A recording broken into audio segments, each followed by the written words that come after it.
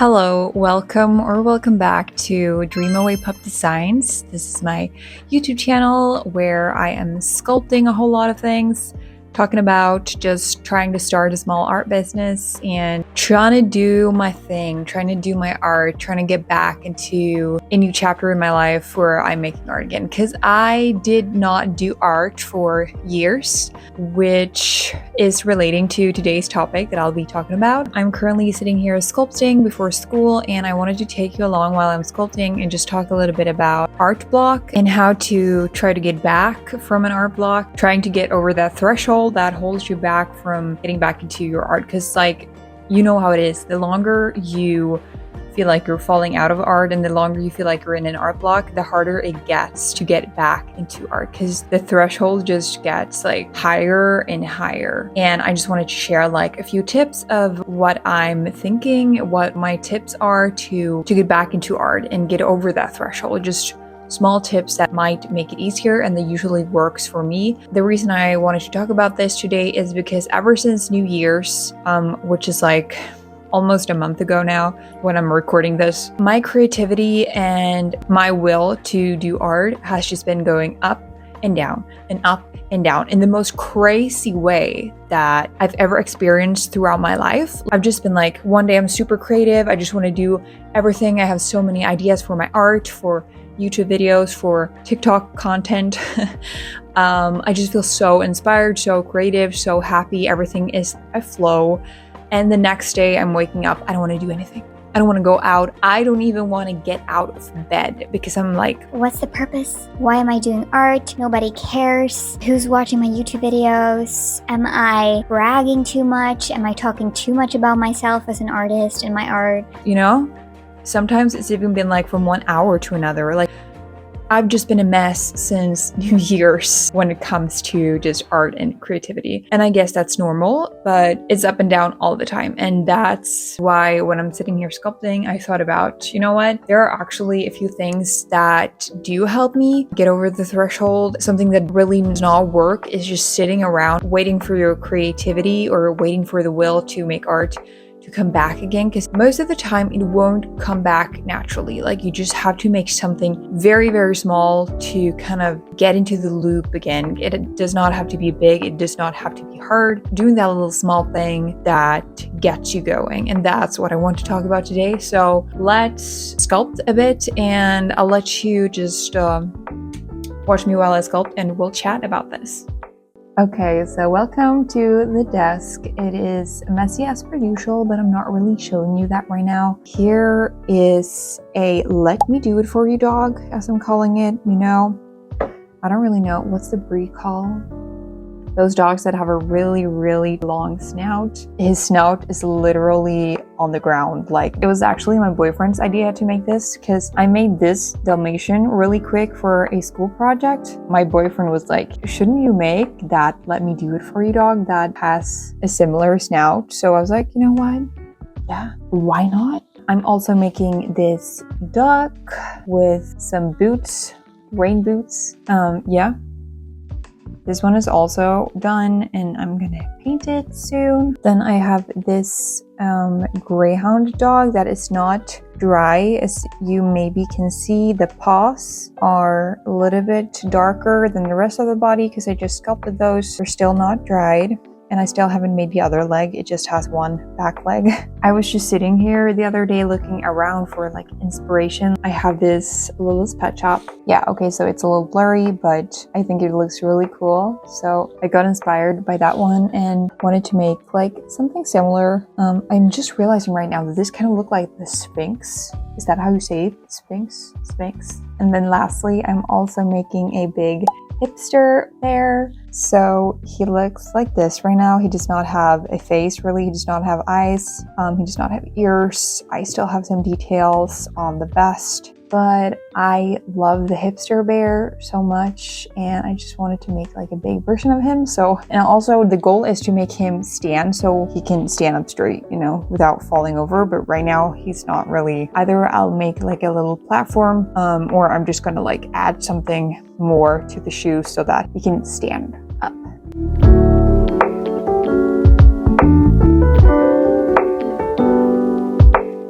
I have my water, I have some tools. I'm not actually using a lot of tools when I sculpt. I tend to just stick to like 2 and always a brush, because brushes are so good. They always so great for smoothing out details, and sometimes I'll use my fingers, but if you really need to get in there, like doing small details, a brush is so good. So let's get started. The first thing that I'm setting up in my mind is keep your expectations very low. Like, don't make a big complicated plan or project, because I feel like the planning state of making art is usually a very vulnerable state where either you'll get very excited and you'll go with it, or you just feel out of it. Like, you plan so much that the perfectionist within you is taking over, and you end up not even being excited about whatever art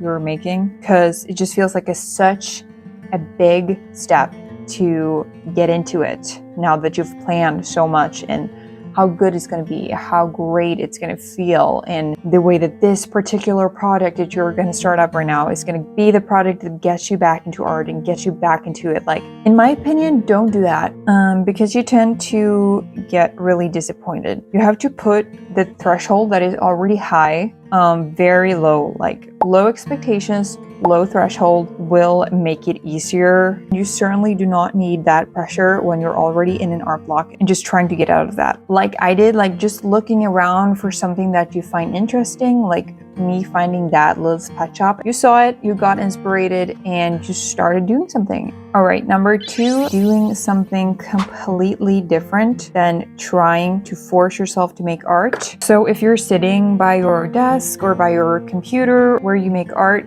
in your studio, and you're really trying to force something that is not coming naturally for you at all. It's like, you know, when you can't sleep and people tell you, don't just force yourself to lie in bed and like wait for the sleep to come, because if you've been lying there for 20 minutes, it's probably not just gonna come. So get up and do something else. And that's the same thing that I'm talking about here with art. Go out, take a walk in nature, listen to some inspiring music, do some other kind of art. Like if you're sculpting, go draw, go do something else within art that feels like less pressure to you. Like, I think the moving my body is really something that gets my inspiration and my ideas going. Like, this is a really frustrating thing for me because I really like the gym, I like strength, I like lifting weights, and whenever I go to the gym, my head always starts working creatively. I end up sitting in the locker room at the gym, just having to write down so many ideas and inspirations and thoughts that I got throughout my workout, because my brain just starts working.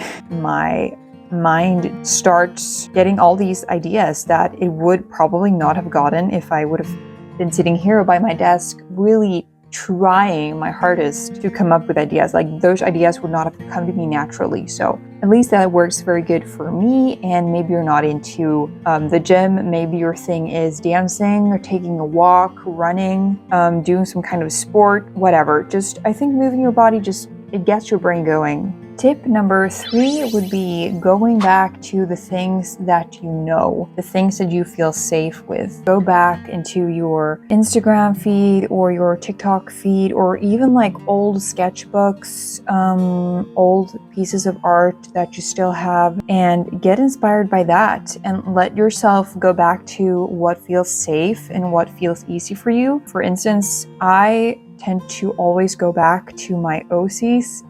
I really have been that typical art kid that was obsessed with my OCs back in the days. It might sound super corny, but they were my safe space. My OCs were like my friends.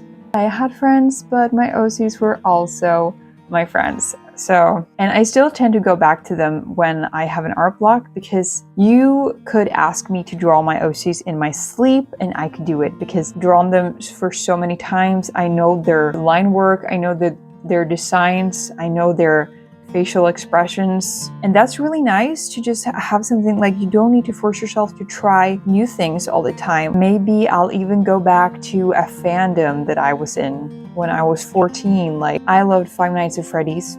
I was in that fandom, okay.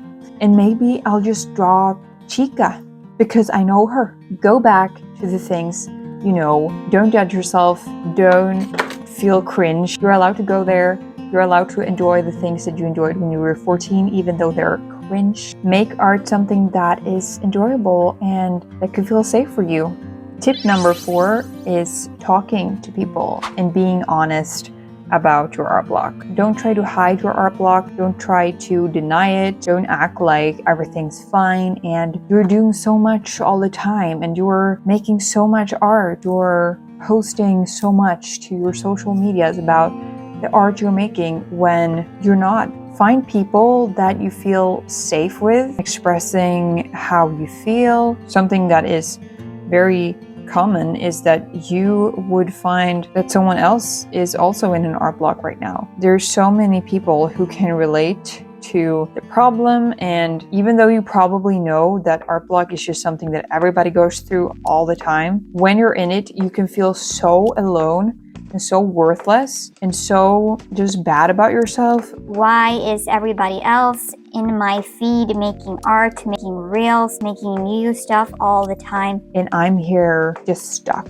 It could really feel so lonely. So that's why I think it's very important to find some people it could be on the internet, it could be in real life, it could be your family, your friends, your partner, somebody that you feel safe with, talking about your struggles and being honest, and that you don't feel like you have to act like everything is fine and everything feels great, because sometimes you just have to let it out. You have to let out that you're disappointed in yourself, that you're worried that your creativity is never going to come back, because that's what it feels like sometimes. They don't need to help you solve the problem or come with solutions. They just maybe need to listen to you.